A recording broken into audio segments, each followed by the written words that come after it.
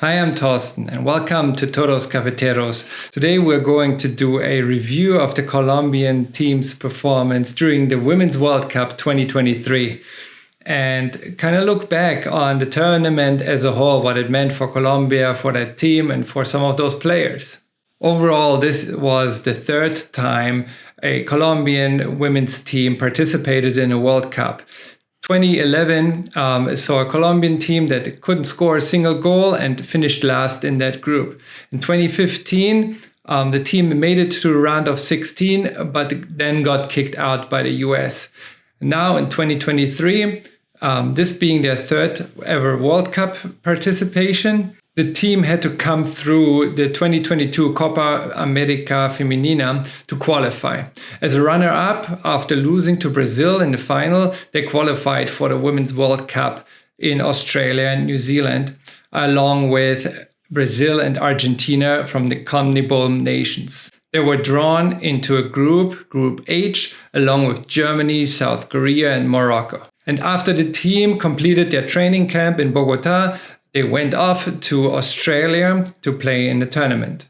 Before diving into those games, into the group stage and the knockout stage, I want to put a highlight on some of the players.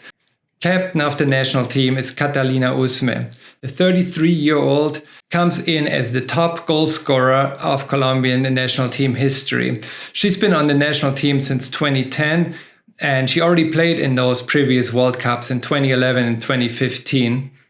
And then at the 2012 and 2016 Olympics as well. She would end up scoring 2 goals at this World Cup, and the only player who has more caps than Usme is Carolina Arias. At the time of the World Cup, she was 32 years old, and she would go on to play also in all 5 World Cup matches.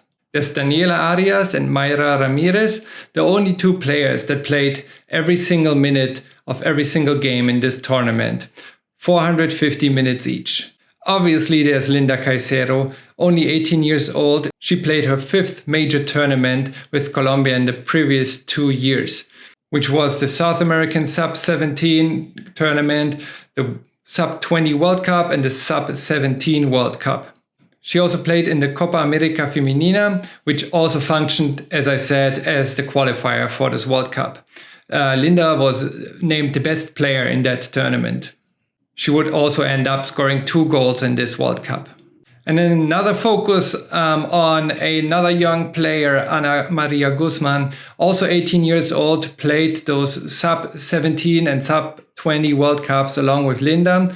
Definitely a bright star and a good sign for Colombia's soccer future. So first off, the Colombian team faced South Korea in the group stage. The Colombians seemed to be very nervous at the beginning. Their passes were inaccurate. There were a few quick turnovers, lots of simple mistakes at the beginning. But then the goals by Usme in the 30th minute and Caicedo in the 39th minute gave them the necessary confidence. South Korea were better in the first 20 or so minutes, but Colombia got a grip of themselves towards the end of the first half and totally dominated the second half.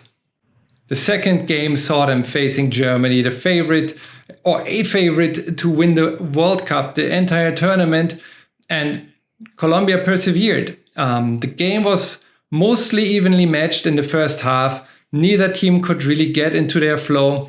That changed in the second half when Colombia had more space to pass and move into open spaces. Germany lacked the skill or focus to use more of their chances, really. This could have easily ended up being a tie, but Vanegas scored in extra time to give Colombia the win. So it was almost impossible for Colombia to miss the knockout stage, yet there was one more game to be played, which was against Morocco. An almost evenly matched game that could have ended in a scoreless draw, but Morocco with a penalty that Catalina Perez denied first, but then Morocco was mentally faster and converted the second chance on that penalty. So the Colombian team lost 1-0. The Colombian offense lacked the final push and creativity to score a goal throughout this game. Maybe they were already mentally in the knockout stage, which they were qualified for after finishing this group in first place. Morocco qualified in second place. In the round of 16, Colombia then faced Jamaica and completely dominated the game until the goal. Guzman passed to Usme. It was 1-0 in the 51st minute. And then after that, Jamaica failed to come back and Colombia advanced to the quarterfinals. And there was the big chance to revenge the men's national team against England in the quarterfinal, similar to the Men's World Cup 2018. And Colombia played a good first half. At the end of the first half, both goalkeepers made mistakes. And after Colombia went up 1-0, unfortunately, 7 minutes into extra time of the first half, England tied 1-1, which kind of set the energy for the second half. The Colombian team kind of ran out of energy in the second half on the field and in the stands as well. And England could score another goal in the second half and advance to the semis with a 2-1 victory, which in the end, the lack of energy could be blamed on Abadia's lack of rotation. He basically started the same 11 every single game. There's only one position that he liked to switch Santos in and out. Overall, maybe a little bit too much, even when the Colombian team was up. He didn't change the starting lineup at all, as I said, except for when he had to, because players were yellow carded. But overall, there could have been more rotation, especially with Linda Caicedo being out of energy during practice. She collapsed. She had to play pretty much all games for 90 minutes. The only game she was substituted out was like 1 or 2 minutes before the game was over against Germany. That didn't really give her a rest. And so I was not surprised that the team was out of energy at the end. Yet that quarterfinal against England was still the best result that a Colombian team ever had at the Women's World Cup, or even a Men's World Cup, really, tying the quarterfinal appearance of the Colombian men's team. So what stands out after this tournament? Definitely there are players, many players could make a name for themselves. Linda Caicedo, she was already a shooting star before the tournament. I think this tournament established her as legit.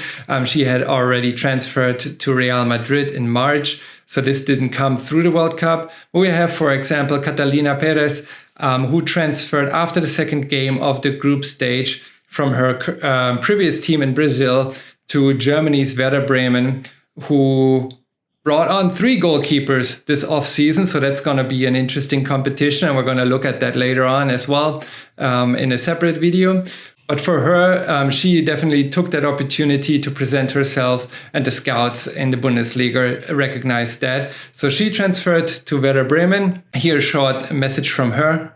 Hello Werder fans, I'm Catalina Perez and I'm very excited to join Werder. See you soon. And Ana Maria Guzman as well. There were talks about her transferring to Bayern Munich. I think that transfer has gone through by now.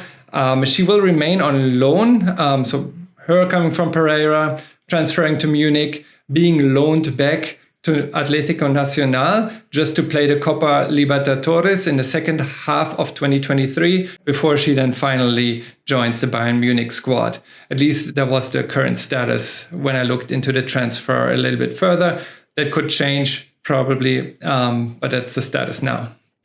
Catalina Usme still showed that she still is at the peak of her career and has what it takes to be a starting 11 player for this team. Another 2 goals, another caps under her belt, and definitely the leader and obviously the captain of this Colombian national team. And last but not least, I want to point out Ramirez's performance. I think she was so present in so many areas on the field, over the sides, in the middle, in the box, very dangerous at all times. I think her performance stands out because she also worked backwards, helped in defense, and then started the offensive movement again. Definitely a strong part of this team and the reason why the team performed so well during this World Cup. And then by the time of this recording, we have the winner of the best goal of this tournament. The votes are in. Linda Caicedo scored the best goal of this tournament against Germany, was voted as the best goal. And I have a clip from Instagram here of that goal. So enjoy.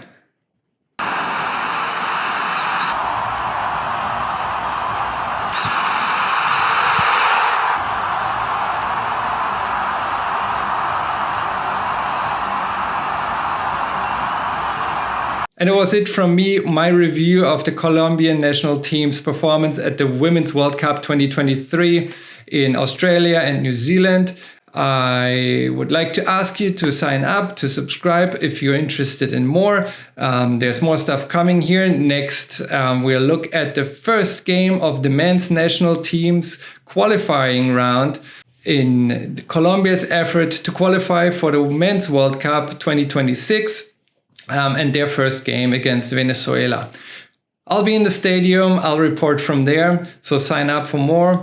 And I see you next time. Thank you for watching.